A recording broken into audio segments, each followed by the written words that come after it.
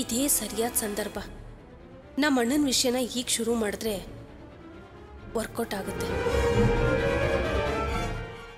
ಅತ್ತೆ, ಪ್ರೀನ್ ಓದಿನ ಬಗ್ಗೆ ಯೋಚನೆ ಮಾಡೋದ್ಕಿಂತ 4 ಜನಕ್ಕೆ ಗೊತ್ತಾಗಕ್ಕೂ ಮುಂಚೆ ಪ್ರೀನ್ ಮದುವೆ ಮಾಡಿ ಮುಗಿಸ್ಬಿಟ್ರೆ ಒಳ್ಳೇದು ಅಂತ ನನ್ಗನ್ಸುತ್ತೆ.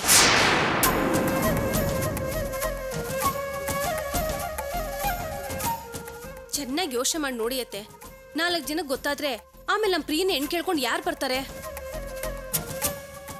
ನಮ್ಮ ಅರ್ಚನನ್ ಮದ್ವೆ ತಡ ಆದಾಗೆ ಪ್ರಿಯನ್ ಮದ್ವೆನೂ ತಡ ಆಗ್ಬೇಕಾ? ನೀನ್ ಹೇಳೋದು ಸರಿನೇ. ವಿನೋದ ಬಂದ್ಮೇಲೆ ಆದಷ್ಟು ಬೇಗ ಒಂದು ಒಳ್ಳೆ ಗಂಡು ನೋಡಕ್ಕೆ ಹೇಳ್ತೀನಿ. ಅತ್ತೆ, ದಿಢೀರಂತ ಹೊರಗಡೆ ಗಂಡನ್ ನೋಡ್ಬೇಕು ಅಂದ್ರೆ ಅದು ಸ್ವಲ್ಪ ಕಷ್ಟ ಆಗುತ್ತೆ. ಅದಕ್ಕೆ ನಮ್ಮ ಸ್ವಂತ ಸಂಬಂಧದಲ್ಲೇ ಒಂದೊಳ್ಳೆ ಹುಡುಗ ಇದ್ರೆ ಬೇಗ ಮದ್ವೆ ಮಾಡಿ ಮುಗಿಸ್ಬಿಡ್ಬೋದಲ್ವಾ?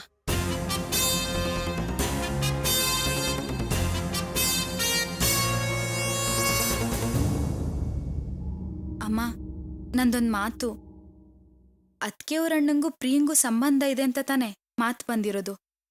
ಅದಕ್ಕೆ ಅವರಿಬ್ಬರಿಗೆ ಮದುವೆ ಮಾಡ್ಬಿಟ್ರೆ ಹೇಗೆ?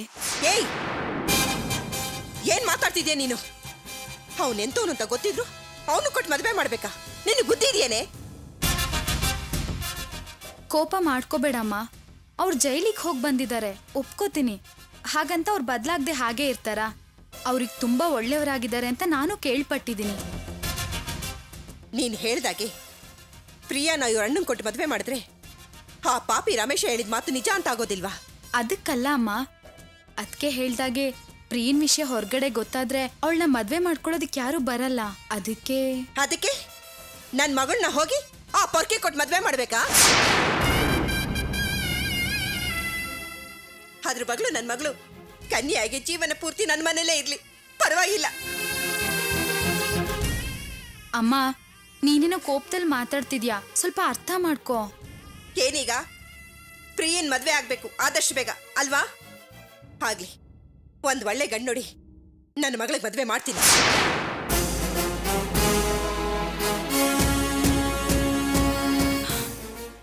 ಸರಿಮ್ಮ, ನಿಮಗೇನ್ ಸರಿ ಅನ್ಸುತ್ತೋ ಹಾಗೆ ಮಾಡಿ.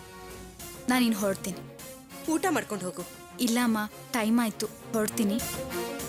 ಸರಿ, ಹುಷಾರು. ಸರಿ, ಬರ್ತೀನಿ. ಅದಕ್ಕೆ ಬಾಯ್ ಪ್ರಿಯಾ. ಬಾಯ್, ಬರ್ತೀನಮ್ಮ.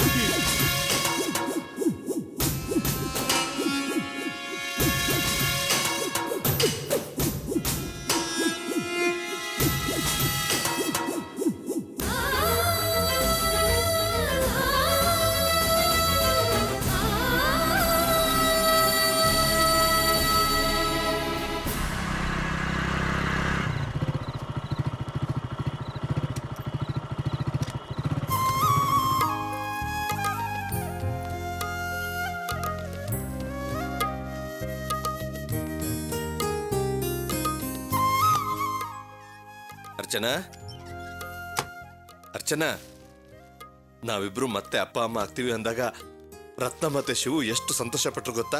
ರತ್ನ ಅಂತೂ ನನಗೆ ತಕ್ಷಣ ಪಾಯಸ ಮಾಡ್ಕೊಟ್ಲು. ಈ ವಿಷಯನ ನಾನು ದೊಡ್ಡಪ್ಪನ ಹತ್ರನೂ ಹೇಳಿದೆ, ಅವರು ಕೂಡ ತುಂಬಾ ಸಂತೋಷ ಪಟ್ರು. ಈಗ ವಾರಸುದಾರ ಬರ್ತಾ ಇದ್ದಾನೆ, ಮನೆ ಬೇರೆ ನಿನ್ನ ಹೆಸರಿಗೆ ಆಗಿದೆ, ಎಲ್ರೂ ಒಟ್ಟಿಗೆ ಸಂತೋಷದಿಂದ ಇದ್ದೀರಾ, ಇನ್ಮೇಲೆ ನಿಮ್ಗೆ ಒಳ್ಳೆ ಟೈಮ್ ಬರುತ್ತೆ ಅಂತೆಲ್ಲ ಹೇಳಿದ್ರು.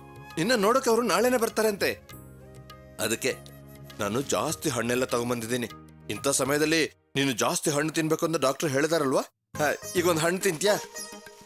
ಬೇಡ ಬೇಡ ಬೇಡ, ಸ್ವೀಟ್ ತಂದಿದ್ದೀನಿ, ನಿನಗೆ ಇಷ್ಟವಾದ ಸ್ವೀಟ್. ಮೊದಲು ಸ್ವೀಟ್ ತಿನ್ನು, ತಗೋ ತಿನ್ನು.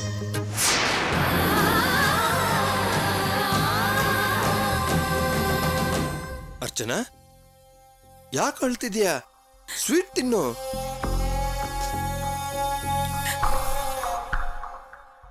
ಅಲ್ಲ ಅರ್ಚನಾ, ನಾನು ಸಂತೋಷದಿಂದ ಮಾತಾಡ್ತಾ ಇದ್ದೀನಿ, ನೀನ್ ನೋಡಿದ್ರೆ ದುಃಖದಿಂದ ಅಳ್ತಾ ಇದೆಯಲ್ಲ, ಯಾಕೆ, ಏನಾಯ್ತು? ಓ, ಅರ್ಥ ಆಯ್ತು ಬಿಡು. ನಿಮ್ಮ ಅಮ್ಮ ಬಂದು ಕೂಗಾಡ್ಬಿಟ್ಟು ಹೋದ್ರಲ್ಲ, ಅದ್ರ ಬಗ್ಗೆ ತಾನೇ ನೀನು ಚಿಂತೆ ಮಾಡ್ತಾ ಇರೋದು. ನೋಡ್ರರ್ಚನಾ, ನೀನದನ್ನ ದೊಡ್ಡದು ಮಾಡಬಾರ್ದು. ಇಷ್ಟಕ್ಕವ್ರು ಬೇರೆ ಯಾರು ಅಲ್ವಲ್ಲ, ನಿನ್ನ ಅಮ್ಮ ತಾನೇ ನಿನ್ನನ್ನು ಬೈದ್ಬಿಟ್ಟು ಹೋಗಿದ್ದು. ನಮ್ಮ ನಮ್ಮಮ್ಮ ನನಗೆ ಬೈದ್ಬಿಟ್ಟು ಹೋದ್ರು ಅಂತಾನೆ ನಾನು ಅಳ್ತಿರೋದು. ನನಗೆ ಆಶ್ಚರ್ಯ ಆಗ್ತಿದೆ ಅರ್ಚನಾ. ಆವತ್ತು ನೀನೇ ಹೇಳಿದ್ದೆ ಅವರು ನಮ್ಮ ಅಮ್ಮನೇ ಅಲ್ಲ, ಅದು ನನ್ನ ತವ್ರ ಮನೆನೇ ಅಲ್ಲ ಅಂತ. ನಾನೇ ನಿನ್ನ ಜಗತ್ತು ಅಂತಿದ್ದವಳು ಇವತ್ತು ಅಮ್ಮ ಬಂದ್ಬಿಟ್ಟು ಬೈದು ಹೋದ್ರು ಅಂತ ಹೀಗೆ ಅಳ್ತಾ ಕೂತಿದೆಯಲ್ಲ. ಏನೇ ಆದ್ರೂ ತಾಯಿ ಮಗಳ ಪ್ರೀತಿ ಯಾವತ್ತೂ ಇದ್ದೇ ಇರುತ್ತೆ. ಚಿಂತೆ ಮಾಡಬೇಡ ಅರ್ಚನಾ. ನೀನು ಅವ್ರ ಮೇಲೆ ಎಷ್ಟು ಪ್ರೀತಿ ಇಟ್ಕೊಂಡಿದ್ಯೋ ಅವರು ನಿನ್ ಮೇಲೆ ಅಷ್ಟೇ ಪ್ರೀತಿ ಇಟ್ಕೊಂಡಿದ್ದಾರೆ. ಇವತ್ತೇನೋ ಕೋಪದಲ್ಲಿ ಮಾತಾಡ್ಬಿಟ್ಟು ಹೋಗಿದ್ದಾರೆ. ನೋಡು, ನೀನೀಗ ಹೇಗ್ ನೊಂದ್ಕೊಂಡಿದ್ಯೋ ಇದೇ ರೀತಿ ಅವರು ಕೂಡ ನೊಂದ್ಕೊಂಡಿರ್ತಾರೆ. ಆದಷ್ಟು ಬೇಗ ಅವರು ರಾಜಿ ಆಗ್ತಾರೆ. ಇವತ್ತು ಎಂಥ ದಿನ, ನಾವೆಷ್ಟು ಸಂತೋಷವಾಗಿರ್ಬೇಕಾದ ದಿನ. ಇದನ್ನಕ್ಕೋಸ್ಕರ ನಾವೆಷ್ಟು ಕಾಯ್ತಿದ್ವಿ. ನಮ್ಗೆ ಅವಮಾನ ಮಾಡಿದವ್ರ ಮುಂದೆ ನಾವು ಅಪ್ಪ ಅಮ್ಮ ಅನ್ನಿಸ್ಕೋಬೇಕು ಅಂತ ಎಷ್ಟು ಆಸೆಯಿಂದ ಎಷ್ಟು ದಿನದಿಂದ ನಾವು ಕಾಯ್ತಿದ್ವಿ. ಅದ್ ನಿನಗೂ ಗೊತ್ತು ತಾನೆ. ಅದಕ್ಕೆ ಅಲ್ವಾ ಅತ್ತೆ ನಾಟಿ ವೈದ್ಯರ ಹತ್ರ ಕರ್ಕೊಂಡು ಹೋಗಿ ಔಷಧಿ ಕೊಡ್ಸಿದ್ರು. ದೇವರ ದಯದಿಂದ ಈಗ ನಮ್ಮ ಆಸೆ ಈಡೇರ್ತಿದೆ. ನಾನು ಗರ್ಭಿಣಿ ಆಗಿದ್ದೀನಿ ಅಂತ ಗೊತ್ತಾದಾಗ ಅಮ್ಮ ಬಂದು ಮನೆ ಮುಂದೆ ನಿಂತಾಗ ಆ ದೇವರೇ ಬಂದು ಮನೆ ಮುಂದೆ ನಿಂತಿದ್ದಾರೆ ಅನ್ನಷ್ಟು ಸಂತೋಷ ಆಯ್ತು ನನಗೆ. ಇದಕ್ ಮುಂಚೆ ನನಗವ್ರ ಮೇಲೆ ಎಷ್ಟೇ ಕೋಪ ಇದ್ರು ಕೂಡ ನಾನ್ ತಾಯಿ ಆಗ್ತಿದ್ದೀನಿ ಅಂತ ಗೊತ್ತಾದಾಗ ನನ್ನ ತಾಯಿನ ನೋಡಿ ನನ್ಗೆಲ್ಲ ಕೋಪನೂ ಹೊರಟೋಯ್ತು. ಓಡೋಗಿ ಅವ್ರ ಕಾಲಿಗೆ ಬಿದ್ದು ಆಶೀರ್ವಾದ ತಗೊಳ್ಳೋ ಅಷ್ಟರಲ್ಲಿ ಹೇಗೆಲ್ಲ ಮಾತಾಡಿದ್ರು ಅಂತ ನೀನೇ ನೋಡಿದ್ಯಲ್ಲ.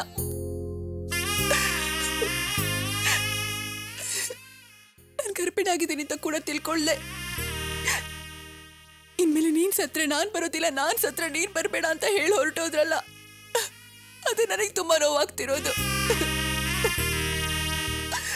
ಅವ್ರು ಹೇಳಿದ್ದು ನಮ್ಮ ಮಗುನ ಬಾಧಿಸುತ್ತೇನೋ ಅಂತ ನನಗೆ ಭಯ ಆಗ್ತಿದೆ. ನಾನು ಸಂತೋಷಪಟ್ಟು ಮರು ಕ್ಷಣನೇ ಆ ದೇವ್ರ ದುಃಖ ಕೊಟ್ಬಿಟ್ಟ. ನನ್ನ ಹಣೆ ಬರ ಯಾಕೆ ಹೀಗೆ? ಅರ್ಚನಾ, ಅರ್ಚನಾ, ಅಳಬೇಡ ಅರ್ಚನಾ. ಅರ್ಚನಾ, ಸಮಾಧಾನ ಮಾಡ್ಕೋ. ಅರ್ಚನಾ, ಅಳಬಾರ್ದು. ನೋಡು, ಅವರು ದೊಡ್ಡವರು, ಏನೋ ಕೋಪದಲ್ಲಿ ಮಾತಾಡಿದ್ರು ಅಂತ ನೀನು ಹೀಗೆ ಅಳ್ತಾ ಕೂತ್ರೆ ಹೇಗೆ? ನಾವು ತಪ್ಪು ಮಾಡದೇ ಇದ್ದಾಗ ಯಾರು ಏನೇ ಶಾಪ ಹಾಕಿದ್ರು ಅದು ನಮಗೆ ತಟ್ಟಲ್ಲ. ಅವ್ರು ಅಂದಿದ್ದನ್ನೇ ಮನಸ್ಸಲ್ಲಿ ಇಟ್ಕೊಂಡು ನೀನು ಅಳಬೇಡ.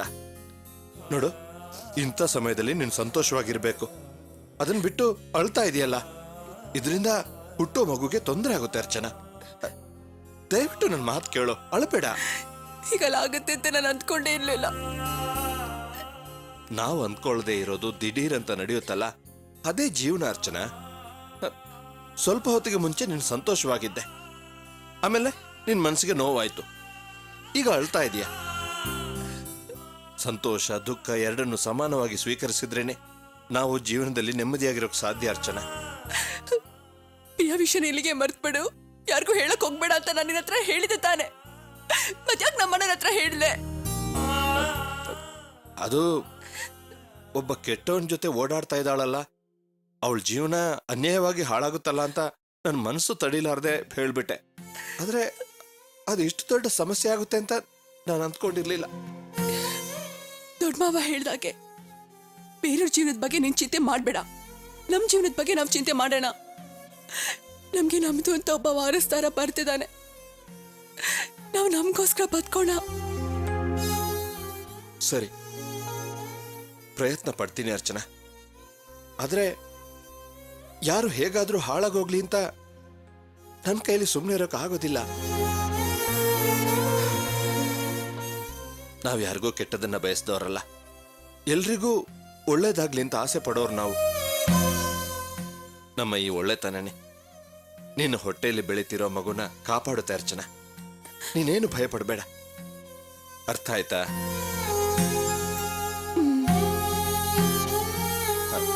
ತಗೋ, ಸ್ವೀಟ್ ತಿನ್ನು.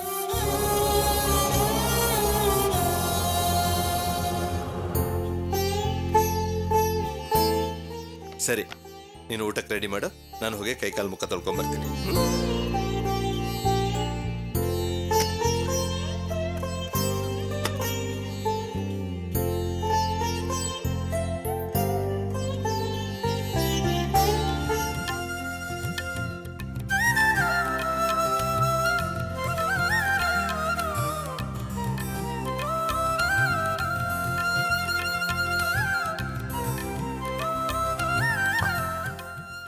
ಅಪ್ಪ ವೆಂಕಟರಮಣ, ತಿರುಪತಿ ತಿಮ್ಮಪ್ಪ, ಬಾಲಾಜಿ, ನನ್ನ ಸೊಸೆಗೆ ಏನೂ ಆಗ್ಬಾರ್ದು ಕಣಪ್ಪ.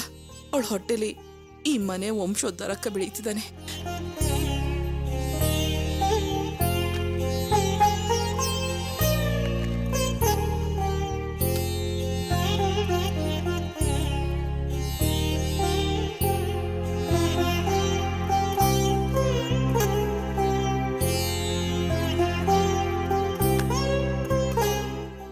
ದೇವ್ರೆ, ಈಗ ನಮ್ಮ ಕುಟುಂಬದಲ್ಲಿ ಎಲ್ಲರೂ ನೆಮ್ಮದಿಯಾಗಿ ಸಂತೋಷವಾಗಿದ್ದೀವಿ.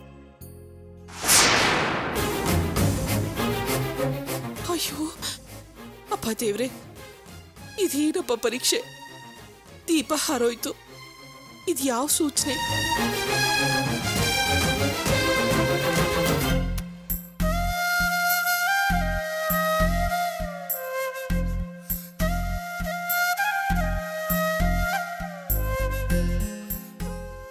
ಅಪ್ಪ ದೇವ್ರೆ, ಈಗ ತಾನೇ ಈ ಮನೆಯಲ್ಲಿ ಎಲ್ಲಾ ಸಮಸ್ಯೆಗಳು ಮುಗಿದು ನಾವೆಲ್ಲರೂ ಒಂದಾಗಿ ಸಂತೋಷವಾಗಿದ್ದೀವಿ. ದೀಪ ಆರೋಗಿದ್ದು ಯಾಕೆ ಅಂತ ಗೊತ್ತಾಗ್ಲಿಲ್ಲ ಕಣಪ್ಪ. ಇನ್ ಮುಂದೆ ನಮ್ಮ ಸಂಸಾರಕ್ಕೆ ಯಾವ ಸಂಕಟನೂ ಕೊಡ್ಬೇಡ ತಂದೆ. ನಾವೇನೇ ತಪ್ಪು ಮಾಡಿದ್ರು ಕ್ಷಮಿಸಪ್ಪ.